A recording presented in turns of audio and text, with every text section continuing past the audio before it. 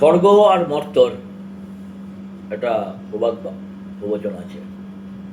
4 তারিখের পর দেখলাম স্বর্গ থেকে মর্তে নয়তো এখন নরকে চলে গেল একটা দল, একটা কোম্পানি।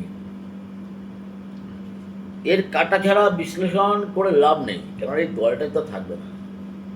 কাটাছাড়া বিশ্লেষণ করব, কেন এরকম হলো, কি করে কি হলো, কি করে ফের উত্তোলনো যায়,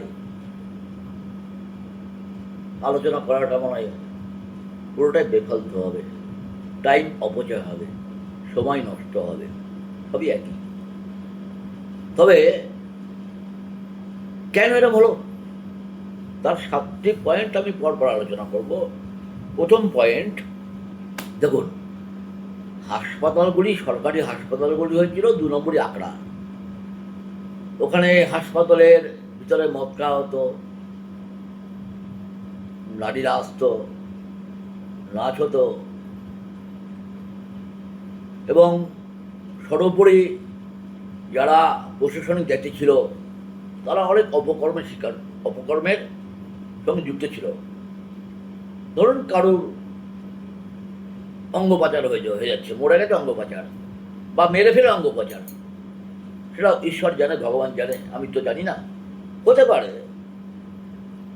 অ্যাপেন্ডিক্স অপারেশন করতে এসছে, সামান্য অপারেশন, রুগীকে বলা তো রুগী মারা গেছে, যা, এবং অপারেশন টেবিলে মৃত্যু, নো পোস্টমর্টম, শুধু সেলাই করে দিয়ে দিয়েছে, এবং সেলাইয়ের ফাঁকে কিডনি ফিডনি কি আছে না আছে কেউ কি দেখতে যাবে নাকি? হ্যাঁ, সেটা তো পাচার হয়ে যেতে পারে, তো হতে পারে, তো পসিবল অর নট পসিবল। এবং হাসপাতালে অপারেশন টেবিলে রুগী শুয়ে রয়েছে, অপারেশন হচ্ছে, এই যে রুগীর দেহ থেকে রক্ত টেনে নিচ্ছে, হতে পারে, তো সবই হতে পারে।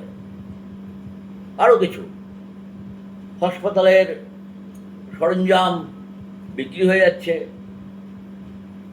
অনেক অনেক কিছু প্রতিটি সরকারি হাসপাতালে হয়েছে বলে আমার মনে হয়। সেগুলি আমাদের তিলোত্তমা, আমাদের অবহেলা। 3 দিন ডিউটি করে ফলো করেছিল এবং জেনে গিয়েছিল, হয়তো ভিডিওগ্রাফি করেছিল, তার জন্য তাকে চলে যেতে হলো নৃশংসভাবে। শুধু রেপ করানো নয়,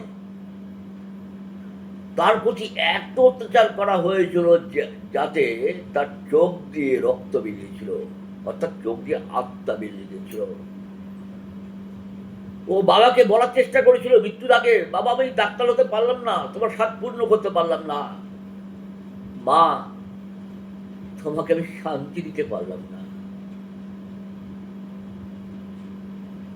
অভয় আত্মা এখনো অতৃপ্তময়, এতদিন ছিল, 4 তারিখে অতৃপ্ত আত্মার মুক্তি ঘটেছে। শান্তি ঘটবে কখন? যখন হত্যাকারীরা, ষড়যন্ত্রকারীরা বা মৃত ডেড বডিকে যেভাবে পুড়িয়ে দেওয়া হয়েছে তারা শাস্তি পাবে। ততদিন আত্মা মুক্তি পেয়েছে, শান্তি পায়নি, সেদিনই শান্তি পাবে। আচ্ছা বলুন তো, আমাদের রাজ্যের প্রধান মমতা বন্দ্যোপাধ্যায় সেদিন ঝাড়খণ্ডে না গিয়ে ফিরে আসতে পারত তো। বারবার ফোন কোন একটা ঘোষকে, বারবার ফোন কোন একটা পুলিশ কমিশনারকে, বারবার ফোন একে ওকে, ডেড বডির কি হবে, ডেড বডির কি হল, ডেড বডির কি হাল। পুলিশি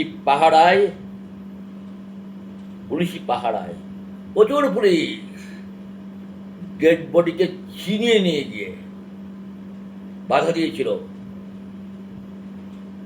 বিজেপির সমর্থকরা বাধা দিয়েছিল, সিপিএমের করতাল মীনাক্ষীরা, কিন্তু এত পুলিশ তাদের সবাইকে হতবাক করে দিয়ে পানিহাটি শ্মশান ঘাটে মৃতদেহকে টপকে, 4টে মৃতদেহকে টপকে অভয়াকে পুড়িয়ে দিয়েছিল। ডেড বডির থেকে পুড়ে যাওয়ার পর যে ছাই ভস্য এসেছিল সেটা গঙ্গা মাকে সিক্ত করেছিল। কিন্তু গঙ্গা মা শুনেছিল ভূপেন হাজারিকার সেই গানটা, ও গঙ্গা তুমি বইছো কেন, তুমি এরপরও কি বইবে? শাস্তি দেবে না?